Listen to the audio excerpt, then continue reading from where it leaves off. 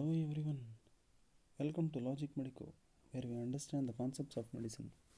Today's interesting topic is how to remember the spinal cord injury levels. Spinal cord injury and which organ will be affected at what level. Let's see this in a simplified manner in an order. If at all the injury of the spinal cord is at the level of C1 to C4, then diaphragm is affected. Why? Because diaphragm is developed from cervical somites supplied by phrenic nerve, whose root value is C3, C4, C5. So hence a person having damage to the spinal cord at the level of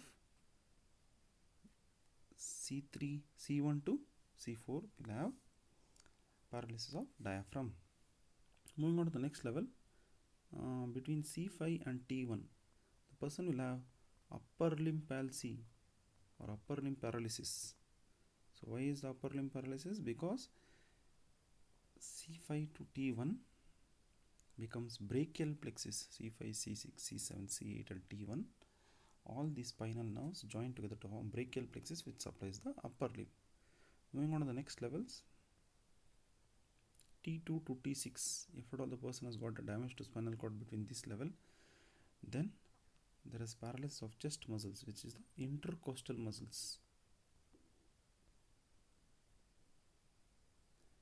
and sympathetic nervous system affecting the supplying the lungs and the heart will also be affected. So mainly intercostal muscle palsy and autonomic nervous system imbalance within the chest organs. Moving on to the next level. To understand the next level, I'll show you a simple diagram like this.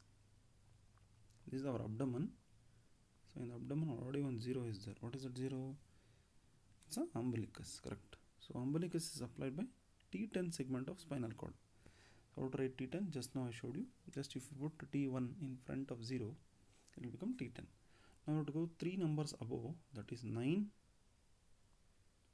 8 and 7, and 3 numbers below, that is T11, 12 and L1. All this, whatever I told, that is from lower 6 intercostal nerves, and also the first lumbar nerve supplies the abdominal organ and the abdominal muscles, the external oblique, internal oblique, transverse abdominis, rectus abdominis, all this.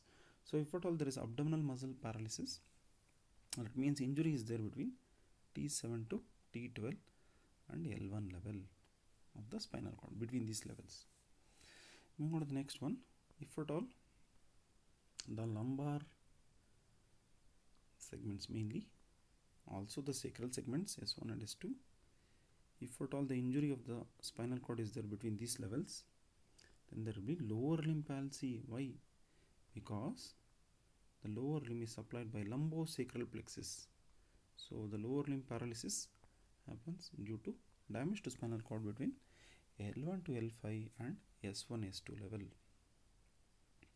Moving on to the remaining things, that is, we can tell from S1 to S5, including coccygeal nerve, coccygeal nerve 1.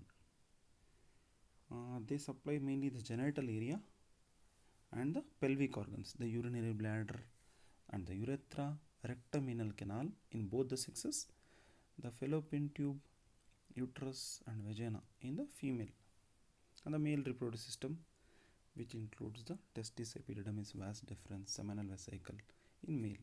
So mainly they supply the pelvic organs and the genital area. So if at all damage to spinal cord in between these segments, S1 to S5, sorry, this is not S2, S1 to S5 and coccygeal, results in paralysis of this genital area or paresthesia, I can tell, of this genital area, and the loss of tone of the muscles of these pelvic organs.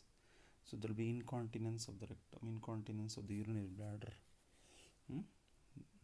and also uterine weakness. Okay, it can result in repeated misconception. Okay, so this is the logic behind damage to different levels of spinal cord. If I want to summarize from C1 to C4, the spinal cord injury, diaphragm is paralyzed, so the person will have breathlessness.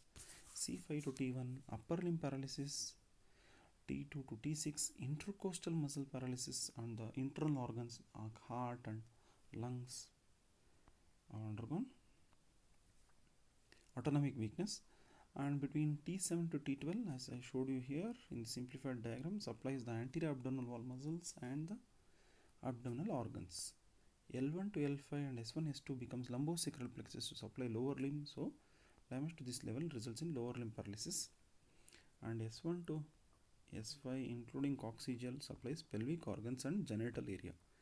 Pelvic organs and genitals. Reproductive system, if I can tell like that. So another way is there to remember this in a summarized manner. I will tell you this, just give me 1 second.